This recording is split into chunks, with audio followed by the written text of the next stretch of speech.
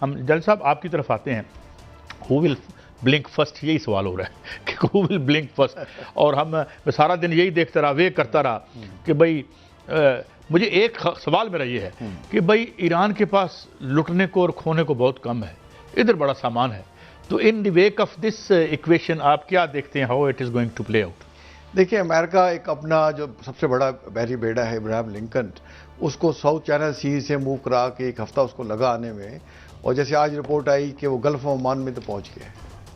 लेकिन अगर आप हिस्टोरिकली देखें तो अमेरिका जब भी किसी मुल्क पे इस हमला करता है, जैसे वेनेजुएला पे उनके प्रेसिडेंट साहब को अगवा किया गया, तो वहाँ पे 2 बहरी बेड़े गए।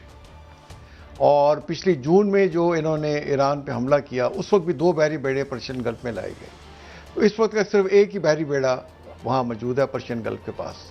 ना कोई बहरी बेड़ा इंडियन ओशन में है, ना कोई बहरी बेड़ा रेड सी में है, ना कोई बहरी बेड़ा मेडिटेरेनियन सी में। 2 इस वक्त जो है बहरी। आप ये इशारा कर रहे हैं कि in the event of war वो नहीं चाहेंगे कि 2 हिट हो जाएं, एक को बचा के रखना है। इसके पीछे क्या सोच? देखिए, अगर जब 2 होते हैं एक दूसरे को कॉम्प्लीमेंट करते हैं, that also shows the seriousness of the environment intentions. तो मेरा ख्याल है इस वक्त जो पोस्चरिंग अमेरिका कर रहा है वो क्वेश्चन है, और वो डेटर्स है, और वो ईरान को नेगोशिएशन टेबल पे लाना है कि, और ताकि अपनी फेवरेबल टर्म पे अमेरिका उनसे बात कर सके। मेरा ख्याल इस वक्त अमेरिका इस सिचुएशन में नहीं है कि वो ईरान को, जैसे उनके लिए तो देखें कुछ सर्वाइवल कुछ रह ही नहीं गया, उनको दीवार से लगाया जा रहा है। और अगर उन्होंने इस सूरत हाल को, अगर ईरान के पास कोई ऑप्शन ना छोड़ी, तो देखिए वो चढ़ दौड़ेंगे, इन पर भी चढ़ दौड़ेंगे, इसराइल को भी स्ट्राइक करेंगे, जहां जहां इनके बेसिस हैं उनको स्ट्राइक करेंगे। ईरान को 7 महीने मिल चुके हैं, जिसमें एक ज़िमनी सवाल, आप बात जारी रखिएगा। परावदा ने आज, जो रूस का बड़ा अखबार है, बड़ा पुराना अखबार है सोवियत यूनियन के टाइम का, उसने ये भी कहा है कि आयल की तनसीबात जो अलाइज हैं अमेरिका के, वो भी महफूज नहीं रहेंगे, और ये वो सोच रहे हैं कि अगर करना पड़ा तो हम वहां भी हमला कर देंगे। देखिए, ऑयल की तनसीबात में भी हमला कर सकते हैं, स्टेट ऑफ हुर्मुज को बंद कर सकते हैं। अभी तो स्टेट ऑफ हुर्मुज से बाहर है ये बहरी बेड़ा, तो अगर ये एंटर होता है तो पीछे से वो डोर को लॉक भी कर सकते हैं, और डोर को लॉक करके अच्छी खासा नुकसान इनको पहुंचा सकते हैं। देखिए, मैं आपको हाइपोथेटिकली बताता हूं कि अगर वो जो उनकी मिसाइल बोट्स हैं, कामिकाजी ड्रोन्स हैं, अगर वो हंड्रेड्स ऑफ तादाद में लॉन्च कर दें, तो किस किस को आप रोकेंगे? और इसराइल तो पहले दबक के बैठा हुआ है, उसको पता है कि हमारा पहले ही कॉम्प्रोमाइज हो चुका है एयर डिफेंस सिस्टम, और उसमें जो जो वीकनेस थी वो ईरान को पता है। तो ये बड़ा मुश्किल डिसीजन होगा अमेरिका के लिए को ईरान को हिट करे। और अगर इसके अलावा जो इसके बाकी जो खतरात हैं कि पूरा जो दुनिया है ऑयल के बुरहान से 2-4 हो जाएगा। जल साहब, ये बहुत मुश्किल तो है, लेकिन मैं ये मामला जो है ये एयर मार्शल साहब की तरफ लेके जाता हूँ। एयर मार्शल साहब, मेरी आवाज़ आपको आ रही हो तो मैं ये पूछना चाहूँगा और आपसे रहनुमाई लेना चाहूँगा कि जो अमेरिका है उसने ईरान को चारों तरफ से घेर लिया है, और ये खबरें आ रही हैं कि कल से जो अमेरिका है, जो उनका बहरी बेड़ा है, वो वहाँ से ओमान गल्फ में ईरान की नाकाबंदी कर देगा और समंदरी ट्रैफिक जो है वो रोक देगा, जिस तरह वेनेजुएला में उन्होंने रोकी थी। और ये भी खबरें आ रही हैं कि वहाँ पर ईरान की तरफ जाने वाला हर जहाज़ जो है उसको रोका जाएगा, और अगर कोई नहीं रोकता तो उन पर बम्बार्डमेंट भी की जाएगी। और ये भी खबर आ रही है जो खामनाई साहब हैं, उन्होंने वो अंगूठी पहन ली है जो जंग के दौरान पहनते हैं, वो खास अंगूठी है, ताकि वो जंग का हमला अगर होता है या उनको आहट भी होती है तो उस पर जो है वो खुद हमला आवर जो है वो हो जाएंगे। तो आप क्या समझते हैं कि अगर घेराबंदी होती है और वहां पर जो है वो उनकी ट्रैफिक रोकी जाती है, तो आबनाए हुर्मुज अगर ईरान रोक देता है तो फिर क्या होगा?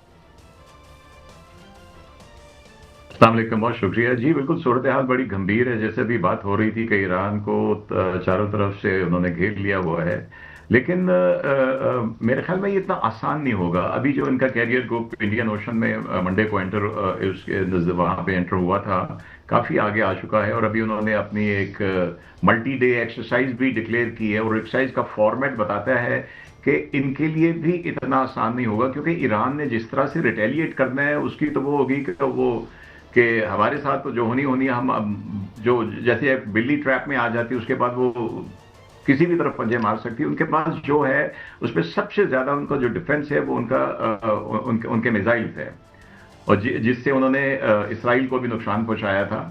तो उनकी रिटेलिएशन कहाँ पे होगी? ये बिल्कुल जो अमेरिकी अड्डे हैं उनके ऊपर होगी, इजराइल के ऊपर सबसे पहले होगी, अमेरिकी अड्डे जिधर भी होंगे उनके पास होगी। तो ये मल्टी डे एक्सरसाइज जो है इसकी भी बड़ी इंटरेस्टिंग है। अगर आप इनकी जो फॉर्मेट सुने तो इसमें ये है कि कितने रैपिडली वो डिस्पर्स हो सकते हैं, कितने रैपिडली वो किसी अटैक से निकल के री अटैक कर सकते हैं। तो ये दिस शोज कि अमेरिका के लिए भी इतना आसान नहीं होगा।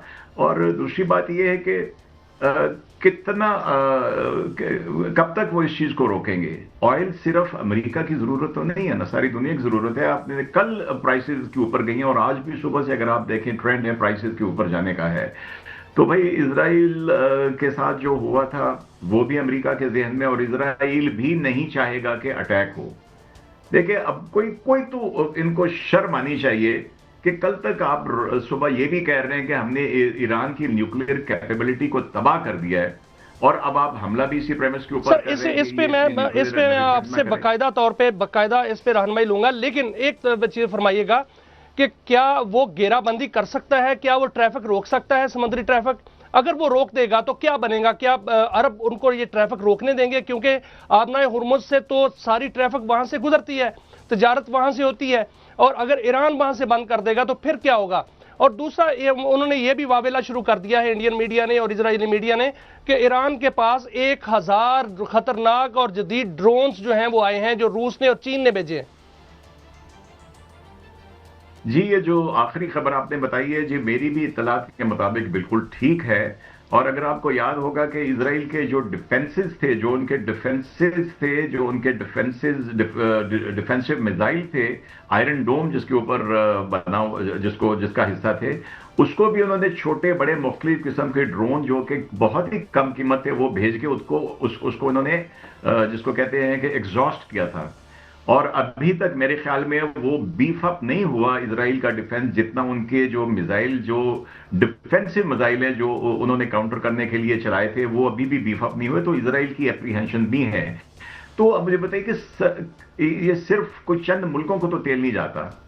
यूरोप के लिए, साउथ हमारे एशिया में, हमारे ईस्टर्न जो कंट्रीज हैं, इन सब कंट्रीज में जो है वो यहीं से गुजर के ऑयल जाता है। तो इसका इम्पैक्ट तो पूरी दुनिया के ऊपर होगा। ठीक, तो ये मेरे ख्याल में जैसे अभी जल साहब कह रहे थे कि क्वेश्चन है कि उसको मजबूर करना है डरा धमका के कि वो इनकी टेबल के ऊपर आके बैठे। हालांकि अगर 2015 का अगर आप जो एग्रीमेंट पढ़े, वो बड़ा कॉम्प्रिहेंसिव जॉइंट एक्शन प्लान था जो बाइडेन के साथ जो उस वक्त 2015 की हुकूमत में किया था, जिसको 2018 में आगे जो कैंसिल करवाया उसी के ऊपर अब आ रहा है। बस दो चीजें है कि अपने बैलिस्टिक मिसाइल्स की ये रेंज कट डाउन करे, और दूसरा जो मैं समझता हूं कि शायद ईरान को अंडर दिस सर्कमस्टांसेस कर भी देना चाहिए कि जिन मिलिटेंट एलिमेंट्स को ये सपोर्ट करते हैं दूसरी कंट्रीज में, I think they should stop at least that.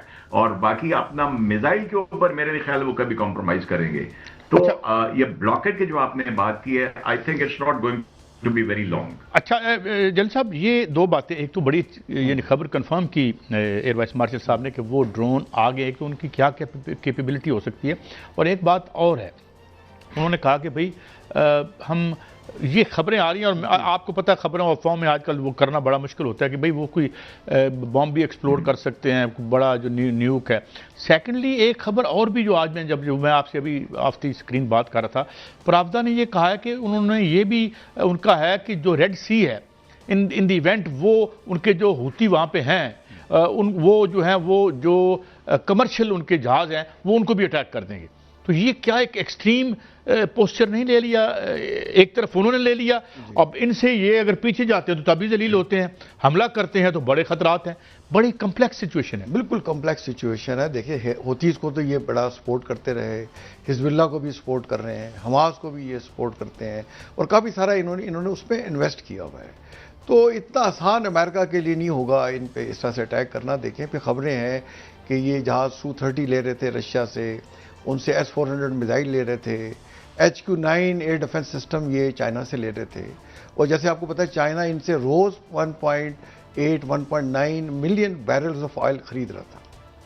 तो ऑयल तो ये लगातार ये उसको एक्सपोर्ट कर रहे हैं, ऑफ कोर्स कम कीमत पे कर रहे हैं। तो वेनेजुएला से ऑयल पहले उनको मिलना बंद हो गया, अब चाइना से भी, तो वो ये अफोर्ड ही नहीं कर सकेंगे। वो बिल्कुल जुड़ के खड़े होंगे ईरान के साथ, रशियन के साथ खड़ा होगा। तो अमेरिका के लिए बहुत बड़ा चैलेंज बन गया है। और अगर वो ज़रा सीरियस होते तो मेरा ख्याल है सेकेंड जो था यूएसएस कैरियर वो भी साथ इसको सपोर्ट में लाते। वो दूर दूर तक नहीं है, जैसे मैंने आपको पहले कहा, वो अटलांटिक ओशन में फिर रहे हैं या इंडो पैसिफिक ओशंस में हैं, और 6 रिपेयर हो रहे हैं। और साथ आप देखें इंग्लैंड के जो यूके के वज़ीर आज़म चाइना पहुंचे हुए हैं, वो उनकी स्टेटमेंट देखें, वो कह रहे हैं कि मैं अपने अवाम की खैर ख्वाही के लिए यहाँ पे आया हूँ। और पिछले 6-7 सालों में पहला उनका विजिट है, उससे पहले कनाडा विजिट करके गया है। तो ट्रंप के साथ कौन खड़ा होगा ईरान के खिलाफ जंग में? वो तो अब चाइना के साथ अपने सॉलिडेरिटी का मुजाहरा कर रहे हैं, नॉर्थ अमेरिकन भी कर रहे हैं, यूरोपियन भी कर रहे हैं। तो अमेरिका के लिए बड़ा चैलेंज हो जाएगा। और आई थिंक वक्त आ गया है कि जब अब जो माइट इज़ राइट है, अब वो बड़ा मुश्किल होगा अमेरिका जैसे मुल्क के लिए भी इन्फोर्स करना।